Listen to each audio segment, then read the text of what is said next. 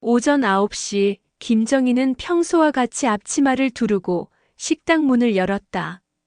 작은 분식점이지만 20년 넘게 운영해온 터라 단골 손님들이 꽤 많았다. 아침 식사를 위해 들러가는 직장인들, 점심시간에 몰려드는 회사원들, 저녁에 소주 한잔하며 하루 피로를 달래는 사람들까지. 정희는 그들 모두를 기억했고 각자가 좋아하는 메뉴와 맛의 취향까지도 세심하게 챙겨주었다.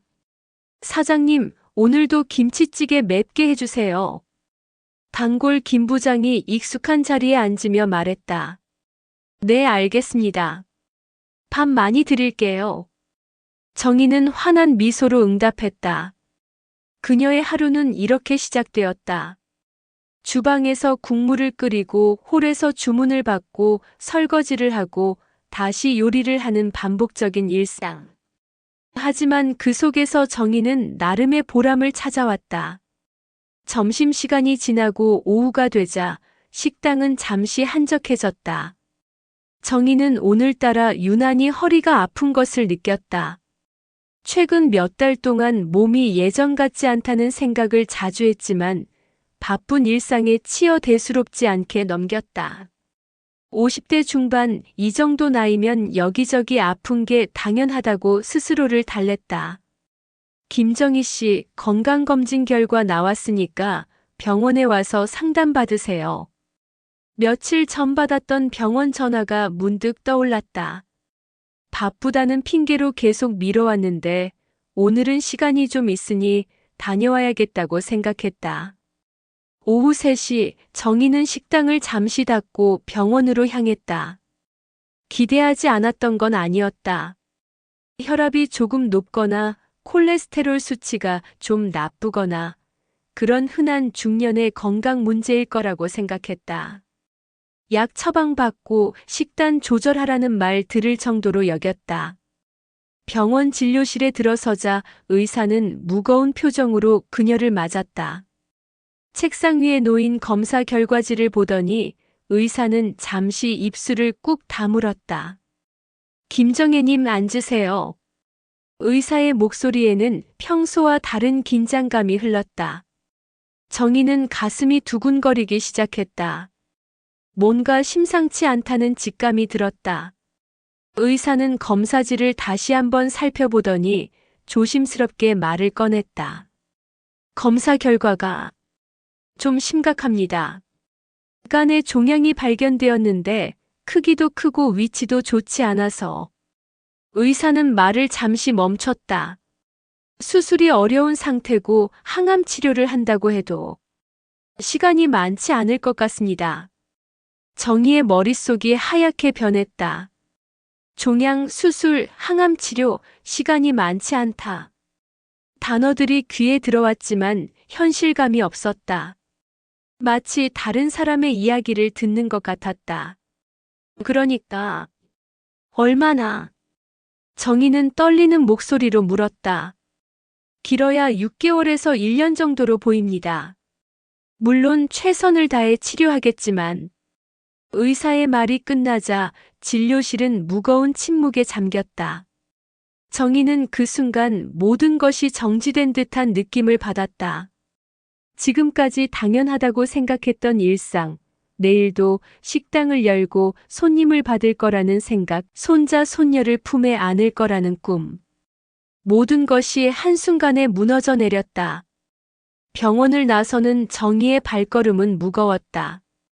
평소 같으면 걸어서 10분이면 도착할 식당까지의 거리가 오늘은 유난히 멀게 느껴졌다.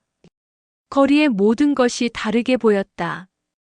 지나가는 사람들의 웃음소리, 아이들의 제잘거림, 상점에서 흘러나오는 음악. 모든 것이 자신과는 동떨어진 다른 세계의 일처럼 여겨졌다. 식당에 돌아와서도 정희는 멍하니 앉아 있었다. 손님이 들어와도 반응이 늦었고 주문을 받으면서도 집중하기 어려웠다. 다행히 저녁 시간 전이라 손님이 많지 않아서 큰 실수는 하지 않았다. 저녁 무렵 남편 현수가 들어왔다. 요즘 사업이 잘 안 되는 터라 얼굴에 피로가 가득했다. 평소 같으면 정희가 먼저 말을 걸었겠지만 오늘은 그럴 기력이 없었다. 오늘 왜 이래? 아픈가? 현수가 물었지만 정희는 고개를 저었다. 아니야, 괜찮아. 좀 피곤할 뿐이야. 집으로 돌아가는 길에 정희는 남편과 아들에게 이 사실을 어떻게 말해야 할지 고민했다. 하지만 곧 결심했다. 아직은 말하지 않겠다고. 현수는 지금도 사업 때문에 스트레스가 심하고 민재는 직장에서 실수 때문에 힘들어하고 있다. 수진도 바쁜 직장 생활로 지쳐있는 상황에서 이런 소식을 전한다면 가족 모두가 무너질 것 같았다. 그날 밤 정희는 잠을 이룰 수 없었다. 천장을 바라보며 지난 시간들을 되돌아봤다. 결혼해서 아이를 낳고 가정을 꾸리고 식당을 운영하며 가족을 위해 살아온 시간들. 그 모든 것이 이제 곧 끝난다는 현실이 믿어지지 않았다. 새벽 4시쯤 되어서야 정희는 잠깐 잠들 수 있었다. 꿈속에서도 병원의 그 차가운 진료실과 의사의 무거운 목소리가 계속 맴돌았다. 시한부 진단을 받은 지 일주일이 지났지만 김정희는 여전히 그 사실을 혼자만의 비밀로 간직하고 있었다. 매일 아침 거울을 보며 평소와 다름없는 표정을 연습했고 가족들 앞에서는 웃음을 잃지 않으려 애썼다.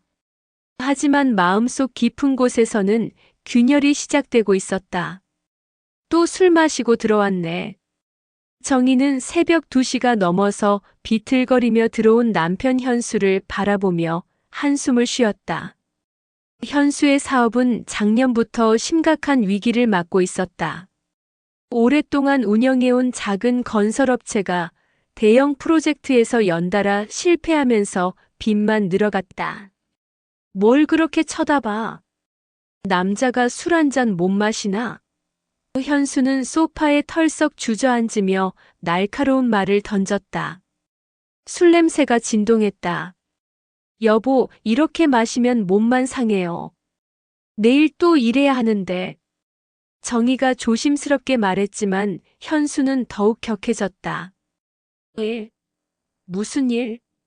다 망했다고. 20년 동안 쌓아 올린 게 하루아침에 물거품이 됐는데 뭘 더 어떻게 하라는 거야? 현수의 목소리에는 절망감이 배어 있었다. 정희는 남편의 고통을 이해했다. 하지만 지금 자신도 감당하기 어려운 무게를 혼자 견디고 있었다. 남편에게 자신의 병에 대해 말하고 싶었지만 지금의 현수에게는 또 하나의 짐이 될 뿐이라는 생각이 들었다. 다음 날 아침 민재가 평소보다 일찍 집에 돌아왔다. 자동차 회사에서 엔지니어로 일하는 아들의 얼굴은 어두웠다. 민재야, 오늘 일찍 들어왔네. 밥 먹었어? 정희가 반갑게 맞았지만 민재는 고개만 끄덕였다. 엄마, 나 회사에서 큰일 났어. 민재는 식탁에 앉으며 힘없이 말했다. 이번 프로젝트에서 내가 설계 검토를 잘못해서 엔진 부품에 문제가 생겼어. 수백 대 분량을 다시 교체해야 한대. 정희의 가슴이 철렁 내려앉았다.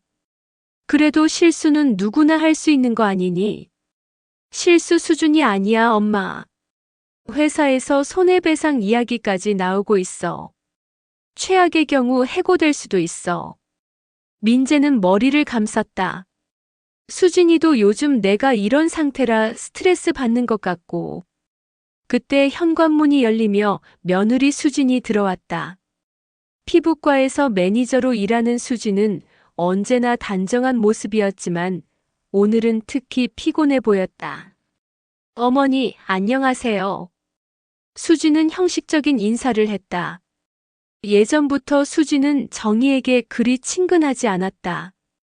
특히 정희의 투박한 외모와 말투, 그리고 식당 일로 늘 바쁜 모습을 못마땅해 했다. 수진아, 고생 많았어. 저녁 준비해 둘게. 정희가 따뜻하게 말했지만 수진의 반응은 차가웠다. 아니에요. 다이어트 중이라서 저는 샐러드만 간단히 먹을게요. 수진은 정희가 해주는 음식을 은근히 피하는 편이었다. 기름기 많고 자극적인 음식이라며 거부하곤 했다. 저녁 식사 시간 가족들이 모였지만 분위기는 무거웠다. 현수는 숙취 때문에 거의 말이 없었고 민재는 회사 일로 우울해했다. 수지는 스마트폰만 들여다보며 가족과의 대화에 관심을 보이지 않았다. 요즘 피부과 환자들이 많아서 너무 바빠요. 특히 여름이라 레이저 시술 받으러 오는 사람들이. 수진이 혼잣말처럼 중얼거렸다. 수진이도 고생이 많구나. 정희가 공감하며 말했지만 수진은 정희를 한번 훑어보더니 이상한 표정을 지었다. 어머니는 피부 관리 같은 거 안 하세요? 요즘 저희 나이분들도 많이들 받으시던데. 수진의 말에는 은근한 비판이 섞여 있었다. 정희는 순간 당황했다. 자신의 거칠어진 손과 햇볕에 그을린 얼굴을 의식하게 되었다. 매일 식당에서 기름과 연기에 시달리며 일하다 보니 피부는 거칠어질 수밖에 없었다. 하지만 지금까지 그런 것들을 신경 쓸 여유가 없었다. 나는 그런 걸 받을 시간이 없어서. 정희가 작은 목소리로 대답했다. 시간이 없는 게 아니라 관심이 없는 거죠. 여자로서 최소한의 관리는 해야 하는 거 아닌가요? 수진의 말은 정희의 마음에 날카롭게 박혔다. 민재가 아내를 제지하려 했지만 이미 정희는 깊은 상처를 받은 상태였다. 자신이 시한부 환자라는 사실을 모른 채 외모를 지적하는 며느리의 말이 더욱 가슴 아프게 다가왔다. 식사 후 정희는 혼자 설거지를 하며 눈물을 참았다. 남편은 사업 실패로 술에 의존하고 있고 아들은 직장에서의 실수로 불안해하고 있으며 며느리는 자신을 무시하는 태도를 보이고 있었다. 그 모든 상황에서 자신은 시한부라는 사실을 혼자만 알고 있어야 했다. 거실에서는 현수와 민재가 조용히 대화를 나누고 있었다. 아버지, 술 좀 줄이세요. 어머니가 걱정하세요. 민재가 조심스럽게 말했다. 내가 뭘 안다고. 네 일이나 잘 챙겨라. 회사에서 잘리면 어떻게 할 거야? 현수의 말은 여전히 날카로웠다. 저도 최선을 다하고 있어요. 하지만 실수는 이미 저질렀고. 민재는 한숨을 쉬었다. 그때 수진이 끼어들었다. 정말 답답해 죽겠네요. 시댁도 이런 상황이고 신랑은 회사에서 문제 일으키고 친구들 만날 때 뭘 어떻게 말해야 할지 모르겠어요. 수진의 말에 집안 분위기는 더욱 차갑게 식었다.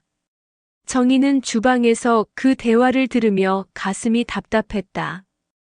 가족 각자가 자신만의 문제로 고통받고 있었지만 서로를 위로하거나 이해하려는 노력은 부족해 보였다. 그날 밤 정희는 또다시 잠을 이루지 못했다. 남편의 콧꼬리 소리가 유난히 크게 들렸고 옆방에서는 민재와 수진이 작은 목소리로 다투는 소리가 들려왔다. 자신의 병을 가족들에게 말한다면 이 모든 상황이 어떻게 될까? 더 큰 혼란만 가져올 것 같아 정희는 입을 다물 수밖에 없었다. 새벽녘 정희는 조용히 거실로 나가 소파에 앉았다. 어둠 속에서 가족 사진을 바라보며 생각에 잠겼다. 한때는 행복했던 이 가족이 언제부터 이렇게 각자의 길로 흩어지게 된 걸까? 그리고 자신이 없어진다면 이들은 과연 서로를 의지할 수 있을까? 마음속 깊은 곳에서 균열은 점점 더 크게 번져가고 있었다. 김정희의 하루는 여전히 새벽 5시에 시작되었다. 하지만 요즘은 일어날 때마다 온몸이 납덩이처럼 무거웠다. 거울 속 자신의 모습은 하루가 다르게 야위어가고 있었지만 아무도 눈치채지 못했다. 아니, 눈치채려 하지 않았다. 식당 준비를 하며 정희는 간간히 찾아오는 복부의 둔한 통증을 참아야 했다. 의사는 시간이 갈수록 통증이 심해질 거라고 했다. 진통제를 처방해 주었지만 손님들 앞에서 약을 먹을 수는 없었다. 그저 이를 악물고 견뎌야 했다.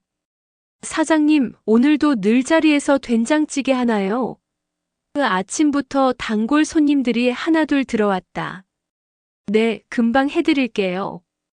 정희는 평소와 다름없는 밝은 목소리로 응답했다. 하지만 가스레인지 앞에 서서 국을 끓이는 동안 다리가 떨리는 것을 느꼈다. 예전 같으면 하루 종일 서 있어도 끄떡 없었는데 이제는 두어 시간만 서 있어도 허리가 끊어질 것 같았다. 점심시간이 되자 손님들로 북적였다. 주문을 받고 음식을 나르고 계산을 하는 일상적인 일들이 이제는 버거웠다. 그래도 정희는 웃음을 잃지 않으려 노력했다. 사장님, 요즘 좀 피곤해 보이시네요. 괜찮으세요? 자주 오는 김 부장이 걱정스럽게 물었다. 괜찮아요. 요즘 날씨가 더워서 그런 것 같아요.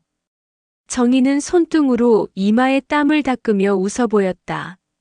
하지만 그 땀은 더위 때문이 아니라 몸의 고통 때문이었다. 오후 3시 손님이 뜸해지자 정희는 잠시 의자에 앉아 휴식을 취했다. 이때가 하루 중 가장 혼자가 되는 시간이었다. 조용한 식당에서 홀로 앉아 있으면 자신의 상황이 더욱 선명하게 느껴졌다. 핸드폰이 울렸다. 오랜 친구 미정이었다. 정희야, 요즘 어떻게 지내? 오랜만에 목소리 듣고 싶어서 전화했어. 미정아, 반가워. 나야 늘 그렇지 뭐. 정희는 친구의 목소리에 조금이나마 마음이 따뜻해졌다. 나 어제 종합검진 받았는데 다행히 별 이상 없대. 너도 정기적으로 받고 있지? 미정의 질문에 정희는 목이 메었다. 응, 받고 있어. 거짓말이었다. 받긴 받았지만 그 결과는 참담했다. 우리 나이 되면 정말 건강이 최우선이야. 돈보다 중요한 게 건강이라니까. 옆집 영희도 당뇨 때문에 고생하고 있어.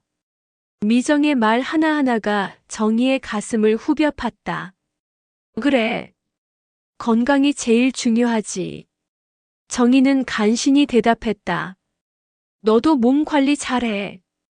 식당 일이 힘들긴 하지만 무리하지 말고. 그럼 나중에 또 연락할게. 미정과의 통화를 끊은 후 정희는 깊은 한숨을 쉬었다. 가장 가까운 친구에게조차 자신의 진짜 상황을 말할 수 없다는 것이 너무나 외로웠다. 만약 미정이 알게 된다면 어떤 반응을 보일까? 동정할까 아니면 놀라서 어쩔 줄 모를까? 저녁 무렵 현수가 들어왔다. 요즘 남편은 날이 갈수록 침묵하는 시간이 늘어났다. 사업 실패의 충격에서 벗어나지 못한 채 술에 의존하는 빈도도 잦아졌다. 여보, 저녁 드세요. 정희가 상을 차리며 말했지만 현수는 고개만 끄덕일 뿐이었다. 오늘 또 은행에서 연락 왔어. 현수가 무거운 입을 열었다. 대출 만기 연장이 어렵다는군. 정희는 남편의 고민을 듣고 싶었지만 동시에 자신의 병에 대해 말하고 싶기도 했다.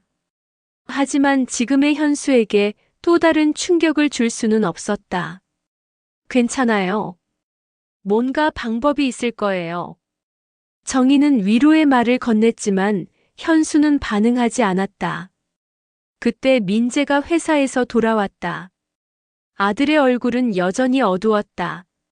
민재야, 회사 일은 어떻게 되어가? 정희가 걱정스럽게 물었다. 별로 좋지 않아요, 엄마. 상사들이 계속 압박하고. 정말 해고될 것 같아요. 민재는 소파에 주저앉으며 머리를 감쌌다. 그래도 포기하지 마. 내가 얼마나 성실한 사람인데. 회사에서도 알 거야. 정희는 아들을 격려했지만 민재는 여전히 우울해했다. 엄마는 항상 긍정적이시네요. 이런 상황에서도 민재가 씁쓸하게 웃었다. 정희는 가슴이 아팠다. 아들이 자신을 긍정적이라고 생각하고 있지만 사실은 절망 속에서 겨우 버티고 있을 뿐이었다. 수진이 늦은 시간에 들어왔다. 피부과에서의 하루를 마치고 온 그녀는 피곤해 보였다. 어머니, 안녕하세요. 형식적인 인사 후 수진은 바로 방으로 들어가려 했다. 수진아, 저녁같이. 정희가 말을 걸려 했지만 수진은 고개를 저었다. 전 다이어트 중이라서 과일만 먹을게요. 수진은 냉장고에서 사과를 꺼내며 말했다. 그래도 조금이라도. 정희가 권했지만 수진의 시선이 정희의 거친 손에 머물렀다. 어머니, 손 상태가 정말 심하네요. 피부과에서 핸드케어 받아보세요. 보기에 좀. 수진이 말을 흐렸지만 그 의미는 분명했다. 정희는 자신의 손을 내려다봤다. 수십 년간 식당 일로 거칠어진 손, 세제와 뜨거운 물에 상한 피부. 하지만 이 손으로 가족을 부양해 왔는데 그것이 흉하다는 평가를 받다니. 나이 들면서 그런 것 같아. 정희가 작게 중얼거렸다. 나이 탓만 할 게 아니라 관리를 해야죠. 요즘 어르신들도 다 받으시던데요. 수진의 말은 계속되었다. 피부과에 오시는 분들 보면 어머니보다 연세가 더 많으셔도 훨씬 깔끔하세요. 민재가 아내의 말을 제지하려 했지만 이미 정희의 마음에는 깊은 상처가 났다.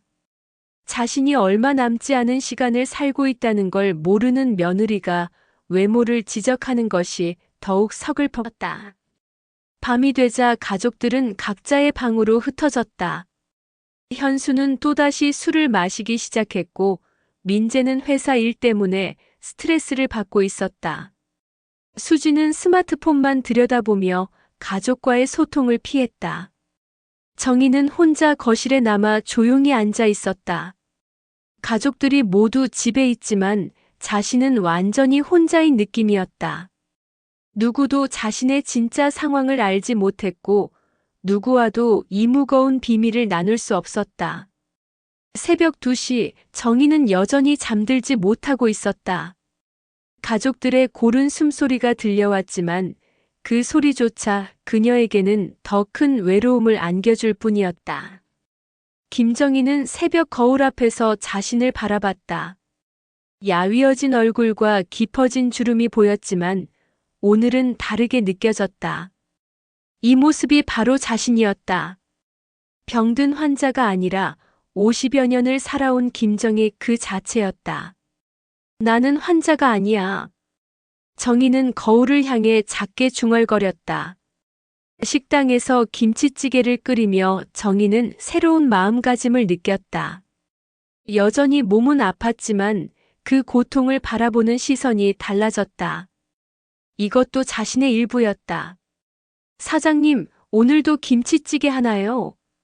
단골 김 부장이 들어왔다. 네, 오늘은 특별히 마음 담아서 해드릴게요. 정희는 진심으로 웃었다.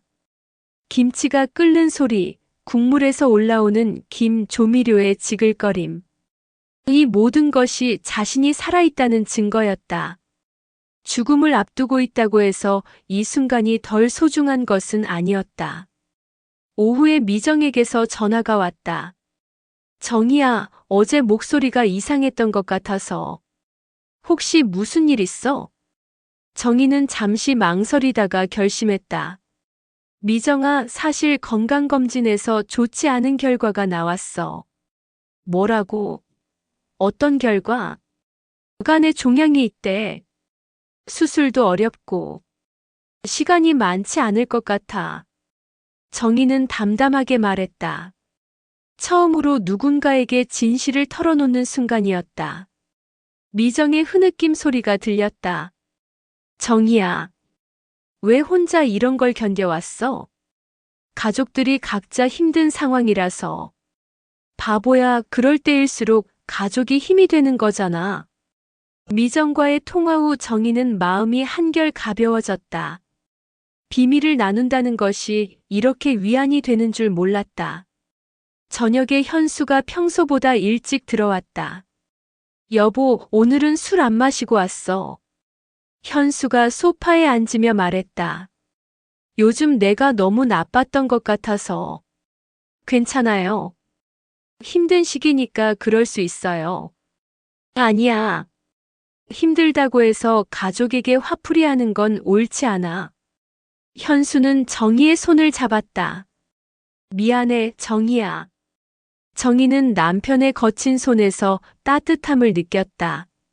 민재가 밝은 표정으로 들어왔다. 어머니, 좋은 소식이 있어요. 회사에서 제 실수를 만회할 기회를 주겠대요. 새로운 프로젝트에 참여할 수 있게 됐어요. 정말 다행이다. 정희는 진심으로 기뻐했다. 그동안 어머니가 계속 격려해 주셔서 포기하지 않을 수 있었어요. 감사해요, 엄마. 민재는 어머니를 꼭 안았다. 수진도 일찍 들어와서 뜻밖의 말을 했다. 어머니, 제가 요즘 좀 예민했던 것 같아요. 직장에서 스트레스를 받아서. 아니야, 수진아. 이해해. 그래도 어머니께 함부로 말씀드린 것 같아서. 앞으로는 더 조심할게요. 그날 저녁 식사 시간, 가족들은 오랜만에 화기애애한 분위기에서 대화를 나누었다. 현수는 술을 마시지 않았고 민재는 희망을 이야기했으며 수진도 가족 대화에 참여했다. 우리가 언제부터 이렇게 각자 살게 됐을까? 현수가 문득 말했다. 어려운 시기를 겪으면 그럴 수 있어요. 중요한 건 다시 함께하는 거죠. 정희가 지혜롭게 답했다. 밤이 되어 정희는 혼자 거실에 앉아 하루를 되돌아봤다. 오늘은 달랐다. 미정에게 진실을 말했고 가족들과 진심으로 소통했다. 죽음을 앞둔 사실은 변하지 않았지만 그것을 바라보는 시선이 변했다. 정희는 깨달았다. 자신이 단순히 시한부 환자가 아니라는 것을. 자신은 여전히 누군가의 아내이고 어머니이고 친구였다. 병이 자신의 정체성을 규정하지는 않았다. 가족의 문제들을 모두 해결할 수는 없었다. 현수의 사업 실패, 민재의 직장 문제, 수진의 바쁜 일상. 이것들은 각자가 해결해 나가야 할 몫이었다. 자신이 할 수 있는 일은 그들 곁에서 사랑을 주는 것뿐이었다. 정희는 남은 시간을 두려움 속에서 보내는 대신 의미 있게 살아가겠다고 다짐했다. 식당 일과 가족, 친구와의 소소한 순간들에서 삶의 진정한 가치를 발견하며 살아가리라 결심했다. 정희는 처음으로 평온한 마음으로 잠자리에 들 수 있었다. 죽음에 대한 두려움이 완전히 사라진 것은 아니었지만 이제는 그 두려움과 함께 살아갈 수 있을 것 같았다. 그날도 평범하게 시작될 것만 같았다. 김정희는 늘 그랬듯 새벽에 일어나 식당 준비를 하려 했다. 하지만 침대에서 일어나자마자 온몸에 극심한 통증이 몰려왔다. 다리에 힘이 들어가지 않았고 호흡이 가빠졌다. 여보, 여보. 정희는 간신히 현수를 깨웠다. 잠에서 깬 현수는 아내의 창백한 얼굴을 보고 깜짝 놀랐다. 정희야, 왜 그래? 얼굴이 왜 이렇게? 병원에 가야 할 것 같아요. 정희는 가쁜 숨을 몰아쉬며 말했다. 응급실로 급히 이송된 정희. 의사는 가족들을 별실로 불러 심각한 표정으로 말했다. 환자분이 이미 상당히 진행된 간암을 앓고 계셨군요. 왜 이제서야 오셨습니까? 현수와 민재, 수지는 충격에 빠졌다. 간암? 상당히 진행된? 그게 무슨 말씀이세요? 저희는 아무것도 몰랐는데. 민재가 떨리는 목소리로 물었다. 환자분이 몇 달 전에 검진을 받으셨을 텐데 말씀 안 하셨나요? 의사의 말에 가족들은 서로를 바라봤다. 현수의 머릿속이 하얗게 변했다. 아내가 혼자 이런 끔찍한 사실을 감추고 있었다니. 얼마나 남았습니까? 현수가 떨리는 목소리로 물었다. 지금 상태로는 길어야 며칠 정도로 보입니다. 병실로 돌아온 가족들. 정희는 산소 마스크를 쓰고 있었지만 의식은 또렷했다. 미안해요. 다들 미안해요. 정희가 약한 목소리로 말했다. 현수는 아내의 손을 잡고 눈물을 흘렸다. 정희야, 왜 혼자 이런 걸 견뎠어? 내가 얼마나 못된 남편이었으면. 아니에요, 여보. 당신도 힘든 시기였잖아요. 정희는 남편의 손을 꼭 잡았다. 아니야. 나는 사업 실패했다고, 돈 문제라고 술만 마시고 당신한테 화풀이만 했어. 당신이 이렇게 아픈 줄도 모르고. 현수는 오열했다. 여보, 괜찮아요. 저도 말하지 못한 제 잘못이에요. 당신들이 각자 힘든 일이 있는데 더 걱정시키고 싶지 않았어요. 민재는 어머니의 다른 쪽 손을 잡으며 말했다. 엄마, 제가 회사 일 때문에 스트레스 받는다고 투정만 부렸는데 엄마는 이런 큰일을 혼자 견디고 계셨네요. 민재야, 내가 새 프로젝트 맡게 됐다고 했을 때 엄마가 얼마나 기뻤는지 알아? 그것만으로도 충분해. 정희의 눈에서 눈물이 흘렀다. 엄마, 죄송해요. 제가 너무 이기적이었어요. 엄마한테 상처되는 말만 했는데. 수진도 울먹이며 말했다. 수진아, 너도 바쁜 직장 생활 하느라 힘들었을 거야. 이해해. 그리고 엄마 손이 거칠다고 한 말도 맞는 말이야. 관리할 시간도 여유도 없었으니까. 그런 게 중요한 게 아니었는데. 엄마는 항상 우리 챙기느라 자신은 돌보지도 못하셨는데. 수지는 자신의 말들을 후회했다. 정희는 가족들을 바라보며 미소를 지었다. 너희들이 이렇게 마음 써주는 것만으로도 엄마는 행복해. 지금 이 순간이 가장 소중해. 현수가 아내의 손을 두 손으로 감싸며 말했다. 정희야, 고마웠어. 35년 동안 고생만 시켰는데 나 때문에 얼마나 힘들었을까. 무슨 소리예요.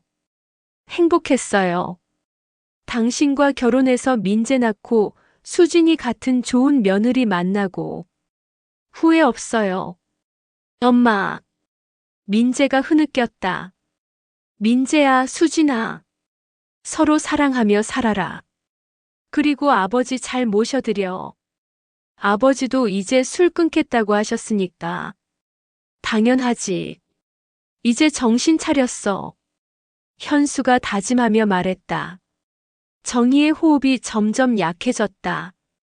그래도 그녀는 가족들을 하나씩 바라보며 마지막 말을 전했다. 여보, 사업이 안 되면 다른 일 해도 돼요. 건강하게만 살아줘요. 민재야, 너는 좋은 엔지니어야. 실수도 할 수 있는 거니까 너무 자책하지 말고. 수진아, 너도 몸 관리 잘하고 민재랑 행복하게 살아. 다들 사랑해요. 정희는 가족들의 사랑받는 눈빛을 마지막으로 보며 조용히 눈을 감았다. 그녀의 죽음은 가족들에게 깊은 깨달음을 남겼다. 현수는 술을 완전히 끊고 새로운 일을 찾기 시작했다.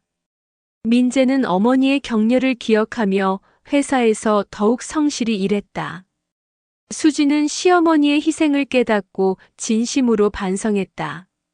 정희가 떠난 자리에 남겨진 것은 원망이나 후회가 아니라 사랑과 감사였다. 마지막 순간까지도 가족을 걱정했던 그녀의 마음이 비로소 가족들에게 전해진 것이다. 장례식장에는 식당 단골 손님들도 많이 왔다. 사장님은 정말 좋은 분이셨어요. 항상 웃으면서 맞아주시고, 그들의 말에 가족들은 정희가 얼마나 많은 사람들에게 사랑받았는지 알 수 있었다.